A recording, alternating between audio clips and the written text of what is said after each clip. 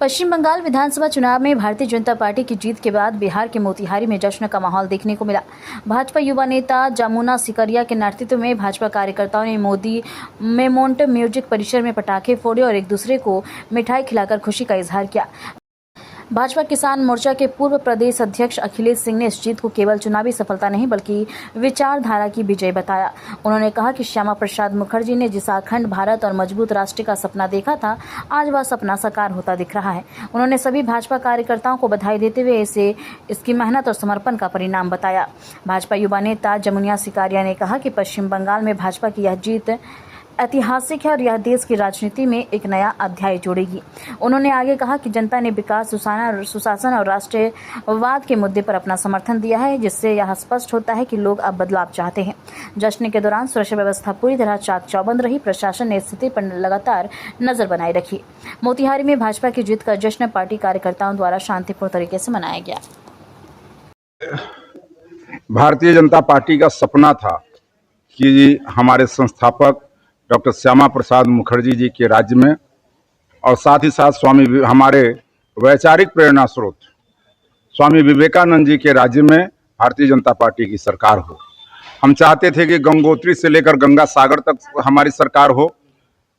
अंग और कलिंग में बीजेपी की सरकार थी और अब अंग बंग कलिंग तीनों में बीजेपी की सरकार है। आज हमारे लिए अत्यंत ही खुशी का विषय है कि गंगा भी हमारी है, जमुना भी हमारी है, ब्रह्मपुत्र भी हमारी है और इसके साथ साथ नर्मदा भी हमारी है। और पूरे देश के अंदर जो एक अधूरा हमारा सपना था कि हम बंगाल में सरकार बनाए, बंगाल में सरकार बनी। ममता बनर्जी की जो निर्मम सरकार थी, उस सरकार की विदाई हुई है। महिलाओं पर अत्याचार, आम आदमी के पास रोजगार नहीं और इसके साथ साथ जिस प्रकार से प्रताड़ना वहां पर विरोधियों को झेलना पड़ता था, वो उसकी समाप्ति हुई है। आज बंगाल में भगवा लहरा रहा है, गंगोत्री से गंगा सागर तक भगवा लहरा रहा है। पूरा का पूरा बंगाल आज सनातनमय है और साथ ही साथ इस चुनाव ने एक और संदेश दिया है कि सनातन को डेंगू मलेरिया कहने वाले लोगों की भी विदाई हुई है।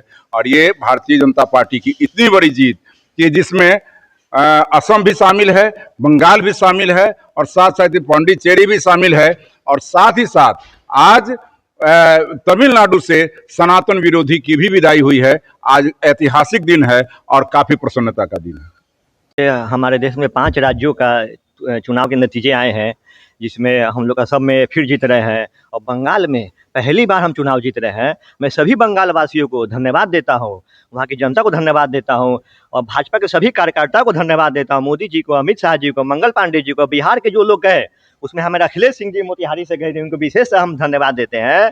साथ ही मैं बंगाल के लोगों को बोलना चाहता हूँ, देखिए भाजपा की सरकार जो है ना, सबका साथ सबका विकास को लेकर है। आज भाजपा को बंगाल ने बहुमत दिया है। अब देखिएगा वहाँ विकास की रफ्तार कितनी तेज होगी। हर व्यक्ति वहाँ कानून का राज रहेगा, हर व्यक्ति कानून का सम्मान करे, हर व्यक्ति को पूरा उचित सम्मान मिलेगा। कोई जाति धर्म के लोग हो, सबको विकास के में जोड़ा जाएगा। इसी के साथ मैं सभी बंगाल वासियों का, असम वासियों का, पांडिचेरी वासियों का, सभी देशवासियों को धन्यवाद देता हूँ। सभी भाजपा कार्यकर्ता को धन्यवाद देता हूँ इस चुनाव के जीत के लिए।